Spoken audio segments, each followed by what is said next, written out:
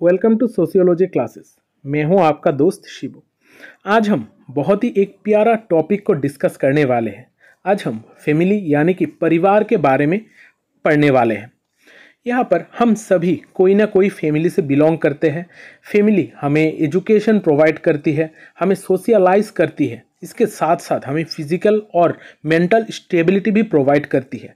इस वजह से फैमिली जो होता है वो हमारे लिए बहुत इम्पॉर्टेंट पार्ट हो जाता है। ये हर किसी इंसान के ज़िंदगी में ये फैमिली बहुत मायने रखती है। आज के क्लास में इसी फैमिली को हम सोशियोलॉजिकल पॉइंट ऑफ व्यू से डिस्कस करने वाले हैं। यहाँ पर हम पहले देखेंगे कि फैमिली क्या है, साथ साथ फैमिली और हाउस होल्ड में क्या डिफरेंस है, क्योंकि इस डिफरेंस को समझने से ही हमें पता चलेगा कि हम फैमिली कौन सी जगह को कहते हैं या फिर कौन सा वो यूनिट है जिसको हम फैमिली कहते हैं। फिर हम देखने वाले हैं फंक्शंस ऑफ फैमिली। हमारे फैमिली अलग अलग तरीके का फंक्शंस करती है, अलग अलग जगहों पर हम फैमिली का फंक्शन में बदलाव भी देख सकते हैं। इसके बारे में जानेंगे, अलग अलग थिंकर्स ने किस तरीके का फैमिली के फंक्शन के बारे में बात की है ये भी जानेंगे। फिर हम देखने वाले हैं वार्म बाथ थ्योरी। ये वार्म बाथ थ्योरी दिया था टैलकट पार्सन ने। उन्होंने फैमिली के बारे में क्या बताया था।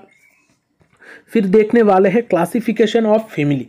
यहाँ पर हम बहुत सारे थिंकर, जो अलग अलग थिंकर है, उन्होंने किस तरीके से फैमिली को क्लासिफाई किया था। साथ ही साथ ये जो फैमिलीज़ है, ये फैमिलीज़ को हम किस किस बेसिस पे हम इनको डिवाइड कर सकते हैं, इनको क्लासिफाई कर सकते हैं, ये सारी चीज़ें देखने वाले हैं।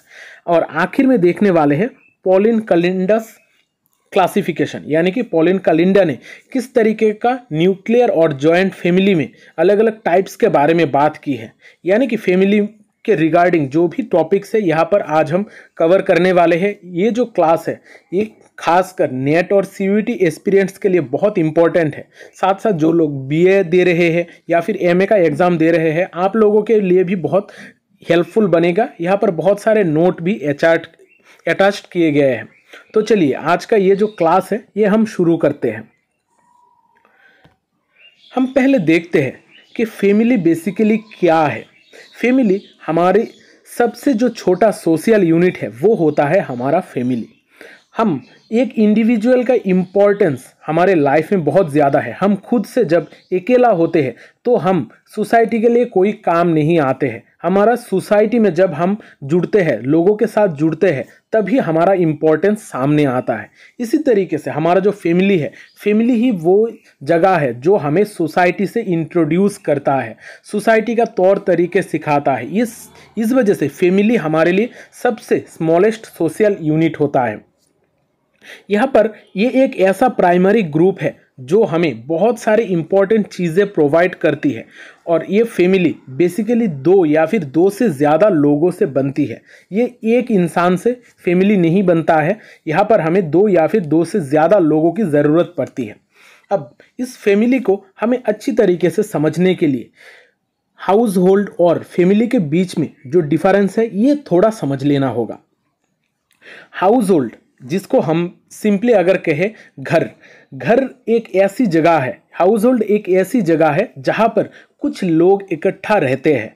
यहाँ पर लोग एक दूसरे के साथ रिलेटेड हो भी सकते हैं या फिर नहीं भी हो सकते हैं। जैसे हम आजकल फैमिलीज़ में देखते हैं, एक फैमिली में घर वाले तो होते ही हैं, लेकिन साथ ही साथ वहाँ के नौकर हो सकते हैं, ड्राइवर हो सकते हैं, केयर टेकर्स हो सकते हैं। इस तरीके के बहुत सारे लोग इकट्ठा रहते हैं। लेकिन ये जो इकट्ठा रहना है इसको हम फैमिली नहीं कहेंगे। फैमिली के लिए हमारे लोगों के बीच में कुछ रिलेशन होना ज़रूरी है।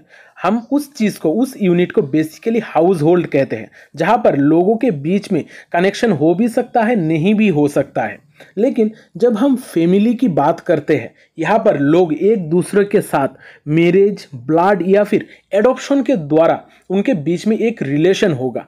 यानी कि वो एक दूसरे के साथ रिलेटेड होंगे, उनके बीच में कुछ रिलेशंस होगा, तभी हम उस यूनिट को कहेंगे फैमिली।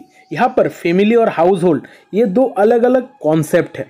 फैमिली जो इसको, एक फैमिली को हम हाउस होल्ड कह सकते हैं, लेकिन जो हाउस होल्ड है उसको हम फैमिली नहीं कह सकते हैं, क्योंकि ऐसे भी हाउस होल्ड है जहाँ पर बहुत सारे एक्स्ट्रा लोग हैं जो एक दूसरे के साथ रिलेटेड नहीं है, उनके बीच में कोई रिलेशन नहीं है। तब उसको सिर्फ हम हाउस होल्ड कहेंगे, उसको हम फैमिली नहीं कहेंगे। बहुत सारे अलग अलग थिंकर ने फैमिली के बारे में स्टडी किया है। उन्होंने अपने हिसाब से फैमिली को डिफाइन करने की कोशिश की है। यहाँ पर कुछ थिंकर्स के डेफिनेशन दिए गए हैं। जो भी लोग खासकर नेट एग्जाम दे रहे हो, आप लोग इन डेफिनेशंस को याद कर लीजिएगा, क्योंकि यहाँ से क्वेश्चंस बनते हैं। आप लोगों को डायरेक्टली पूछा जाएगा कि फैमिली का ये डेफिनेशन कौन से इंसान ने दिया है, तब आप लोगों को इसको गेस करना होगा कि वो कौन सा इंसान है। मैं यहाँ पर इस चीज़ को डिस्कस नहीं कर रहा हूँ, क्योंकि चीज़ें सारे सेम टू सेम ही है, लेकिन एक एक इंसान का अलग अलग तरीके से डिफाइन करने का तरीका है।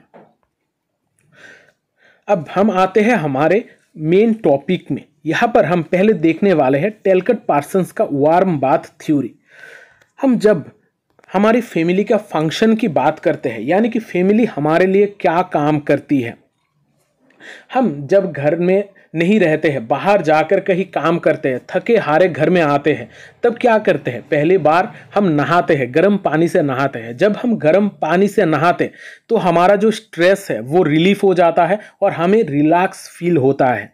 इसी तरीके से फैमिली भी हमारे लिए एक वार्म बाथ प्रोवाइड करते हैं, यानी कि हम जब बाहर से घर में आते हैं तो फैमिली मेंबर्स हमें हमारी इमोशनल स्टेबिलिटी प्रोवाइड करते हैं, हमें एक होने का सुख बताते हैं, और हम जब लोग एक दूसरे के साथ जुड़े हुए होते हैं तो हमारा स्ट्रेस रिलीफ हो जाता है और हम रिलैक्स फील करते हैं।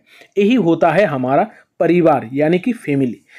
टेलकट पार्सन ने इसी थ्योरी को कहा था वार्म बाथ थ्योरी, यानी कि हम जिस तरीके से वार्म बाथ लेकर सारे स्ट्रेस को भूल जाते हैं, इसी तरीके से फैमिली के बीच में रहकर हम हमारा स्ट्रेस से रिलीफ पाते हैं और साथ साथ हम रिलैक्स हो जाते हैं।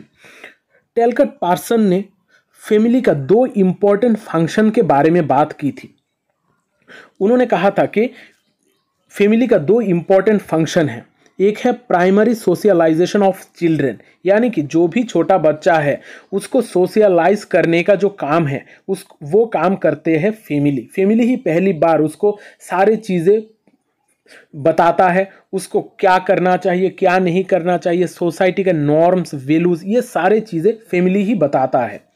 फिर आता है स्टेबिलाइजेशन ऑफ एडल्ट पर्सनालिटी, यानी कि जो भी एडल्ट है उनके पर्सनालिटी को स्टेबिलाइज करने का काम भी करता है फैमिली।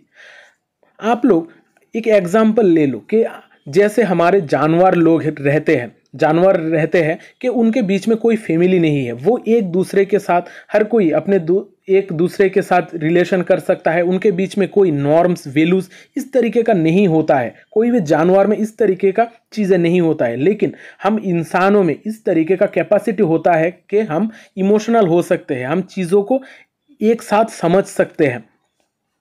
इसी चीज़ को हम फैमिली में कन्वर्ट कर चुके हैं। यहाँ पर फैमिली हमें इस एडल्ट पर्सनालिटी का जो भी चीज़ें हैं, जो सेक्सुअल नीड है या फिर जो भी इमोशनल नीड है, ये सारी चीज़ें हमें फैमिली से ही मिलता है। इस वजह से फैमिली हमारी एडल्ट पर्सनालिटी को स्टेबिलाइज करता है, हमें इधर उधर भटकने से बचाता है। इस वजह से ये 2 जो फंक्शन है टेलकट पार्सन के मुताबिक, ये 2 बहुत इंपॉर्टेंट फंक्शन है हमारी फैमिली का, और ये हमें बाकी जानवरों से अलग बनाता है। जानवर जिनके पास फैमिली नहीं होता है उनके पास ये चीज़ें नहीं होता है, और हम जो इंसान है इनके पास ये 2 इम्पॉर्टेंट चीज़ें रहती है। अब टेलकट पार्सन ने और एक इम्पॉर्टेंट बात कही थी, जो हमारा एग्रीरियन सोसाइटी है, यानी कि जो एग्रीकल्चर बेस्ड सोसाइटी है, वहाँ पर फैमिली एक यूनिट ऑफ प्रोडक्शन का काम करती है। यानी कि जो गांव की परिवार है वहाँ पर आप लोग देखोगे कि हर कोई अपना प्रोडक्शन दे रहा है, हर कोई काम में हाथ बटा रहा है। जब खेती होती है तो परिवार के सारे लोग जाकर खेती में हिस्सा लेते हैं, यानी कि यहाँ पर हर कोई प्रोड्यूस करने की कोशिश कर रहा है। यहाँ पर जो फैमिली है वो एक यूनिट ऑफ प्रोडक्शन की काम करता है, या फिर इसको हम एक इकोनॉमिक यूनिट भी कह सकते हैं। लेकिन जब हम इंडस्ट्रियल सोसाइटी की बात करते हैं, मॉडर्न सोसाइटी की बात करते हैं, यहाँ पर फैमिली एक यूनिट ऑफ कंजम्पशन की जैसे काम करता है, यानी कि यहाँ पर कंज्यूम करने का काम करता है। जो भी पैसे हम कमाते हैं उसको खर्च करने का काम करती है फैमिली। यहाँ पर agrarian society unit of production होता है और industrial society unit of consumption होता है। ये आप लोग थोड़ा केयरफुल रहिएगा क्योंकि क्वेश्चन में पूछा जा चुका है और आगे भी पूछा जाएगा कि ये जो कॉन्सेप्ट है ये किसने दिया है और एग्रीरियन सोसाइटी कौन सी चीज़ का यूनिट है। इस तरीके का क्वेश्चन आप लोगों को याद रखना होगा। अब देखते हैं फंक्शंस ऑफ फैमिली। बहुत सारे अलग अलग स्कॉलर्स हैं जिन्होंने फैमिली के फंक्शन के बारे में स्टडी किया है। हर किसी का अपना अलग पॉइंट ऑफ व्यू से और उन्होंने अलग अलग फंक्शंस के बारे में बात की है। अब यहाँ पर हमें थोड़ा केयरफुल रहना होगा।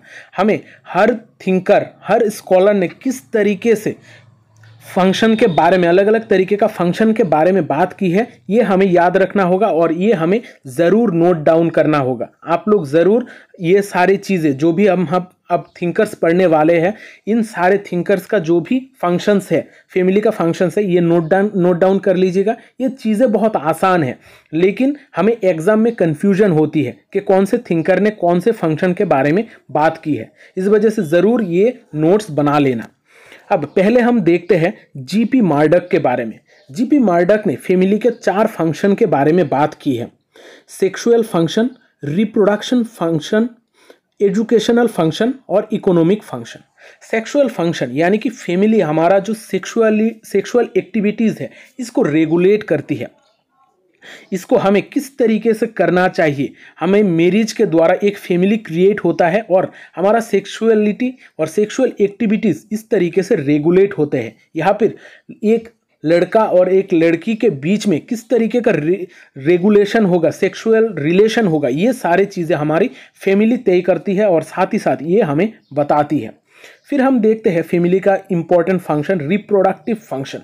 यहाँ पर जब हम रिप्रोडक्शन की बात करते हैं यानी कि बच्चों की बात करते हैं तो यहाँ पर फैमिली बहुत इंपॉर्टेंट हो जाती है क्योंकि फैमिली के बगैर हमें पता नहीं चलेगा कि कौन सी फैमिली का हिस्सा है, कौन कौन सा यूनिट का हिस्सा है। इस वजह से फैमिली बहुत इंपॉर्टेंट हो जाता है।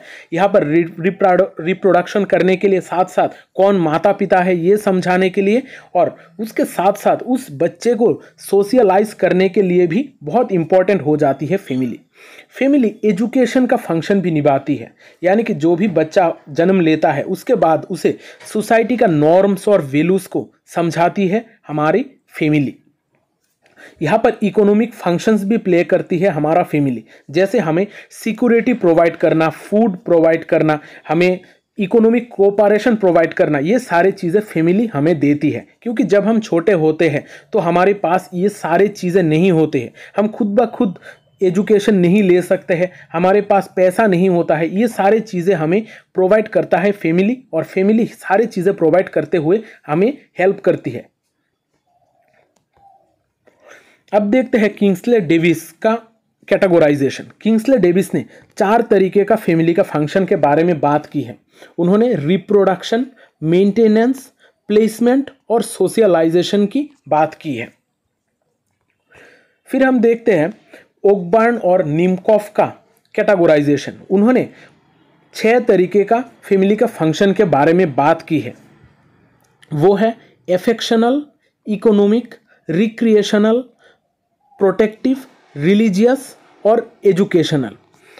एफेक्शनल यानी कि हम जब एक दूसरे के साथ इमोशनली अटैच होते हैं, इस इमोशनल अटैचमेंट को फैमिली ही डिसाइड करता है, रेगुलेट करता है। फिर इकोनॉमी के लिए भी फैमिली मदद करता है। रिक्रिएशनल यानी कि हम हैप्पी है कि नहीं है, हमारा हैप्पीनेस के लिए हम किस तरीके से खुश होंगे, ये सारे खुशी का मौका भी फैमिली ही हमें ढूंढ के देता है।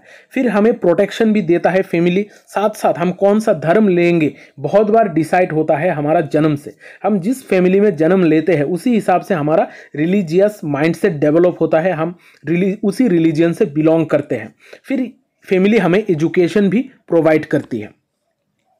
अब यहाँ पर और एक इम्पॉर्टेंट थिंकर है जो है मैकाइवर। मैकाइवर ने भी फैमिली का 2 इंपॉर्टेंट फंक्शन के बारे में क्लासिफिकेशन किया है। उन्होंने 2 फंक्शन की बात की है, एक है एसेंशियल फंक्शन और non essential function. Essential function में हम देखते हैं जो भी इंपॉर्टेंट फंक्शन है सोसाइटी, मैकाइवर के हिसाब से सोसाइटी का जो इंपॉर्टेंट फंक्शंस है वो है the stable satisfaction of sex needs, यानी कि हमारा सेक्सुअल नीड को सेटिस्फाई करने के लिए एक स्टेबलाइज्ड पोजीशन प्रोवाइड करने के लिए फेमिनी एक इम्पॉर्टेंट माध्यम होता है। फिर है protection and rearing of children, यानी कि जो भी बच्चा है उसको प्रोटेक्शन प्रोवाइड करने के लिए उसके माता पिता के द्वारा, फैमिली के द्वारा प्रोटेक्शन प्रोवाइड करना, साथ साथ उसको बड़ा करना, सोशलाइज करने का काम भी हमारी फैमिली ही करती है। फिर यहाँ पर फैमिली में हम प्रोविजन ऑफ होम देखते हैं, यानी कि हमारा एक घर होता है जिससे हम बिलोंग करते हैं। यहाँ पर ये सारे एसेंशियल फंक्शन है जो फैमिली देती है। इसके साथ साथ मैकाइवर ने कुछ नॉन एसेंशियल फंक्शंस के बारे में भी बात की थी।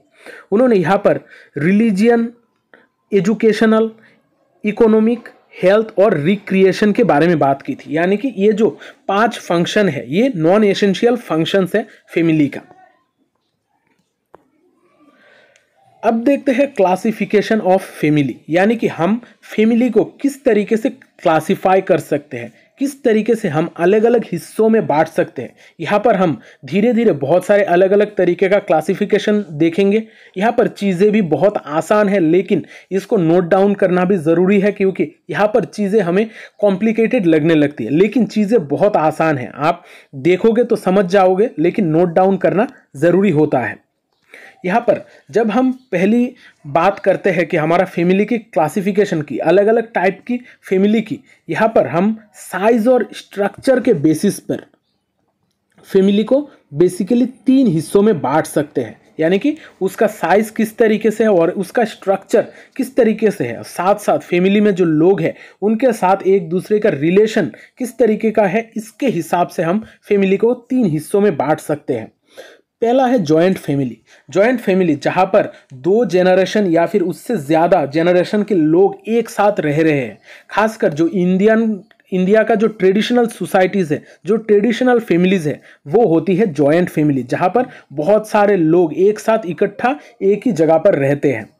फिर हम देखते हैं न्यूक्लियर फैमिली। यहाँ पर न्यूक्लियर फैमिली में 2 लोग होंगे, 2 पेरेंट्स होंगे और साथ साथ उनके दो या फिर एक बच्चा होगा। जब इस तरीके का फैमिली हम देखते हैं, इस फैमिली को कहते हैं न्यूक्लियर फैमिली। फिर देखा जाता है एक्सटेंडेड फैमिली। एक्सटेंडेड फैमिली यानी कि यहाँ पर कुछ जॉइंट फैमिली और उसके साथ कुछ और लोग को अगर हम जोड़ दे तो हो जाएगा एक्सटेंडेड फैमिली।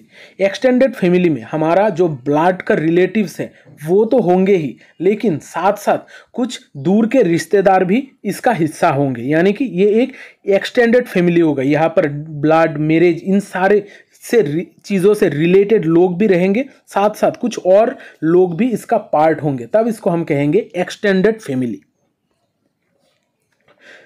यहाँ पर जब हम फैमिली की बात करते हैं तो पॉलिन कोलिंडा का कंट्रीब्यूशन बहुत इंपॉर्टेंट है। कोलिंडा ने फैमिली को, न्यूक्लियर फैमिलीज का 5 हिस्सों के बारे में बात की है और जॉइंट फैमिली के भी कुछ टाइप्स के बारे में बात की है। पॉलिन कोलिंडा ने न्यूक्लियर फैमिली का 5 टाइप्स की बात की है। न्यूक्लियर फैमिली जहाँ पर जो माता पिता और उनके बच्चे होंगे। फिर आता है supplemented nuclear family. Supplemented word का मीनिंग क्या है? सप्लीमेंटेड यानी कि एक्स्ट्रा, कोई एक ऐसा इंसान जो एक्स्ट्रा है। यहाँ पर न्यूक्लियर फैमिली के साथ कुछ लोग जो सप्लीमेंटेड है, जैसे कोई भी डाइवोर्सी इंसान, सिंगल इंसान जिनका शादी नहीं हुआ है, जब वो न्यूक्लियर फैमिली के साथ जुड़ जाएंगे, उनके साथ रहेंगे, तो उस फैमिली को कहा जाएगा सप्लीमेंटेड न्यूक्लियर फैमिली। फिर आता है हमारा सब न्यूक्लियर फैमिली। सब न्यूक्लियर फैमिली में जो मेंबर्स है, जैसे हमने पहली बार न्यूक्लियर फैमिली की बात की, वहाँ पर माता पिता और उनके बच्चे होंगे, लेकिन सब न्यूक्लियर फैमिली उससे भी थोड़ा छोटा फैमिली है, जहाँ पर माता पिता में से सिर्फ एक ही है और साथ साथ उनके बच्चे हैं, तब उस फैमिली को हम कहेंगे सब न्यूक्लियर फैमिली। फिर आता है सप्लीमेंटेड सब न्यूक्लियर फैमिली। सब न्यूक्लियर फैमिली के साथ जब कोई एक्स्ट्रा इंसान, डाइवोर्सी, अनमेरिड जो भी इंसान है, वो अगर एक्स्ट्रा इंसान रहेगा तो उस फैमिली को कहा जाएगा सप्लीमेंटेड सब न्यूक्लियर फैमिली। फिर आता है single person house hold. Single person house hold यानी कि जहाँ पर सिर्फ एक इंसान रहता है, उसको कहा जाएगा सिंगल पर्सन हाउस होल्ड। अब देखते हैं पॉलिन कोलिंडा का जॉइंट फैमिली के टाइप्स। कोलिंडा ने 6 तरीके का जॉइंट फैमिली की बात की है। कोलेटरल जॉइंट फैमिली, जहाँ पर जो लोग हैं कोलेटरल यानी कि एक ही टाइम पीरियड से बिलोंग करते हैं, यानी कि जैसे 2 भाई हैं, उन्होंने शादी कर ली, जब ये सारे लोग एक साथ इकट्ठा रहेंगे, माता पिता साथ वो 2 भाई या फिर 3 भाई, उनके वाइफ्स, उनके बच्चे, जब ये सारे लोग एक साथ रहेंगे तो उसको कहा जाएगा कोलेटरल जॉइंट फैमिली, यानी कि जहाँ पर एक ही टाइम पीरियड के लोग एक साथ रह रहे हैं। फिर आता है supplemented collateral joint family. Supplemented हमने पहले भी देखा है, जहाँ पर कोई एक एक्स्ट्रा इंसान जिसका डाइवर्स हो गया है या फिर जो अनमेरिड है या फिर जिसका एक पार्टनर का डेथ हो गई है, विडो, ये सारे लोग जब एक साथ रहेंगे, साथ साथ ये कोलेटरल जॉइंट फैमिली का हिस्सा होंगे, तब उसको कहा जाएगा सप्लीमेंटेड कोलेटरल जॉइंट फैमिली। फिर आता है हमारा लीनियल जॉइंट फैमिली। लीनियल यानी कि जब पूर्वज यानी कि लाइन, जहाँ पर हम जेनरेशन टू जेनरेशन की बात करते हैं, जब 2 जनरेशन या फिर 3 जनरेशन के लोग एक साथ रहेंगे तब उसको कहा जाएगा लीनियल जॉइंट फैमिली। फिर आता है सप्लीमेंटेड लीनियल जॉइंट फैमिली। जब लीनियल जॉइंट फैमिली के साथ एक सप्लीमेंटेड एक्स्ट्रा इंसान रहेगा, 1 या 2, तब उसको सप्लीमेंटेड लीनियल जॉइंट फैमिली कहा जाएगा। फिर आएगा lineal collateral joint family. Lineal collateral अब थोड़ा हमें समझ लेना होगा। लीनियल कोलेटरल यानी कि जहाँ पर 2 अलग अलग जेनरेशन के लोग रह रहे हैं, साथ ही साथ एक जेनरेशन के 2 भाई या फिर 2 बहनें उनके पतियों के साथ एक साथ इकट्ठा रह रहे हैं, तब वह उसको लीनियल कोलेटरल कहा जाएगा। कोलेटरल में सिर्फ एक ही जेनरेशन के 2 लोग, उनके फैमिली के मेंबर एक साथ रहेंगे। लीनियल में अलग अलग जेनरेशन के लोग एक साथ रहेंगे, और लीनियल कोलेटर में यहाँ पर जेनरेशन भी होगा, साथ साथ एक ही टाइम पीरियड के लोग भी होंगे। फिर आता है हमारा supplemented lineal collateral joint family. यहाँ पर लीनियल कोलेटरल जॉइंट फैमिली के साथ एक सप्लीमेंटेड यानी कि कोई एक एक्स्ट्रा इंसान अगर रहेगा, तब उसको supplemented lineal collateral joint family कहा जाएगा। अब यहाँ पर मैंने शॉर्टकट में आपको पॉलिन कैलेंडर का जो जॉइंट फैमिली और न्यूक्लियर फैमिली के टाइप्स है इसके बारे में बता दी है, लेकिन अगर आप लोगों को फिर भी दिक्कत है तो आप लोग डिटेल क्लास देख लीजिएगा। मेरे यूट्यूब चैनल में पॉलिन कैलेंडर का टाइप्स ऑफ फैमिली के ऊपर एक क्लास है, वहाँ पर आप लोगों को डिटेल में नोट्स भी मिल जाएंगे, साथ ही साथ वहाँ पर डिटेल में सारी चीज़ें डिस्क्राइब कर दिया गया है। आप वो चीज़ ज़रूर देख लीजिएगा, मैं डिस्क्रिप्शन बॉक्स में भी इसका लिंक दे दूंगा। अब देखते हैं ऑथोरिटी के बेसिस पे हम फैमिली को कितने हिस्सों में बांट सकते हैं। ऑथोरिटी यानी कि किसके पास पावर होगा, कौन मेन हेड होगा, किसके पास पावर होगा, इसके हिसाब से हम फैमिली को 3 तरीके से डिवाइड कर सकते हैं। पेट्रियार्कल फैमिली, मेट्रियार्कल फैमिली और इगलिटेरियन फैमिली।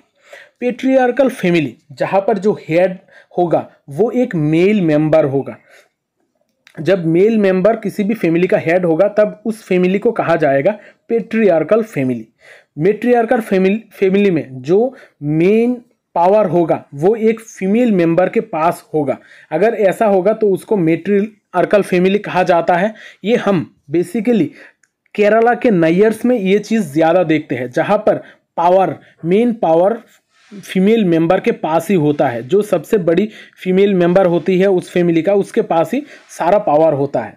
फिर हम देखते हैं इगलिटेरियन फैमिली। ये बेसिकली हमारा वेस्टर्न सोसाइटी का फैमिली का स्ट्रक्चर है, जहाँ पर पति पत्नी यानी कि मेल और फीमेल दोनों को समान अथॉरिटी दिया जाएगा, समान पावर दिया जाएगा। इसको कहा जाएगा इगलिटेरियन फैमिली। बहुत बार ऐसा भी देखा गया है कि पति पत्नी के साथ साथ उनके बच्चों को भी समान अधिकार दिया जाता है, उनके पास भी पावर होता है। अब देखते हैं बेसिस ऑफ रेसिडेंस, यानी कि रहने के हिसाब से कौन सी जगह पर रह रहे हैं, इसके हिसाब से हम फैमिली को कितने हिस्सों में बांट सकते हैं। यहाँ पर हम पेट्रीलोकल फैमिली देखते हैं। अगर कोई भी कपल अपने पिता के यहाँ पर घर के यहाँ पर रह रहा है, पिता के पास रह रहा है, यही उसका फैमिली का हिस्सा है, तब उसको कहा जाएगा पेट्रीलोकल, यानी कि पिता के पास रहना। मेट्रीलोकल में जो रेसिडेंस है, पत्नी यानी कि माँ के घर पे अगर बच्चे रहेंगे तब उस फैमिली को कहा जाएगा मेट्रीलोकल फैमिली। न्यू लोकल फैमिली में यहाँ पर जो भी कपल है शादी के बाद अपने आप से अलग सेपरेटेड जगह में रहते हैं। यहाँ पर मैरिड कपल्स पेरेंट्स के पास नहीं रहते हैं, यहाँ पर पेरेंट्स से सेपरेट होकर रहते हैं, तब उस फैमिली को कहा जाएगा न्यू लोकल रेसिडेंस। फिर आता है एवांकुलेट। एवांकुलेट यानी कि जब कोई अपने मामा के यहाँ पर यानी कि अंकल के यहाँ पर रहेगा, शादी के बाद अगर कोई कपल मामा के यहाँ पर रह रहा है तब उसको एवांकुलेट कहा जाता है। यहाँ का रेसिडेंस का सिस्टम है एवांकुलेट रेसिडेंस। अब देखते हैं फैमिली का टाइप प्रॉपर्टी इनहेरिटेंस के हिसाब से, यानी कि किसके पास प्रॉपर्टी रहेगी इसके हिसाब से हम फैमिली को दो तरीके से डिवाइड कर सकते हैं, पेट्रियार्कल फैमिली और पेट्रीलिनियल फैमिली और मेट्रीलिनियल फैमिली। जब लोगों का जो प्रॉपर्टी है, जब बच्चों में यानी कि जो सॉन्स है, लड़के हैं, उनके बीच में जब बांट दिया जाता है तब उस प्रॉपर्टी इनहेरिटेंस का जो फैमिली का सिस्टम है उसको कहा जाएगा पेट्रीलिनियल, यानी कि यहाँ पर पिता से बच्चों को मिलेगा, फिर उसके बच्चे से उनके लड़का को मिलेगा। इस तरीके का अगर लाइन में प्रॉपर्टी जाएगा तब उसको कहा जाएगा पेट्रीलिनियल फैमिली। और मेट्रीलिनियल फैमिली में ये जो प्रॉपर्टी है वो माता से लड़की में जाएगा। यहाँ पर फीमेल लाइन में जो प्रॉपर्टी है वो जाता रहता है, पेट्रीलिनियल फैमिली में मेल लाइन में प्रॉपर्टी जाती रहती है। अब आज के क्लास में मैंने कोशिश की है कि फैमिली के रिगार्डिंग जो भी टॉपिक्स है यहाँ पर कवर कर दूं। अगर क्लास आप लोगों को अच्छा लगा है तो ज़रूर सब्सक्राइब कर दीजिएगा चैनल को, और वीडियो को लाइक और शेयर ज़रूर करना, क्योंकि शेयरिंग इज़ केयरिंग। मिलते हैं अगली क्लास में, तब तक अच्छे रहिए, स्वस्थ रहिए और लोगों में प्यार बांटते रहिए। जय हिंद।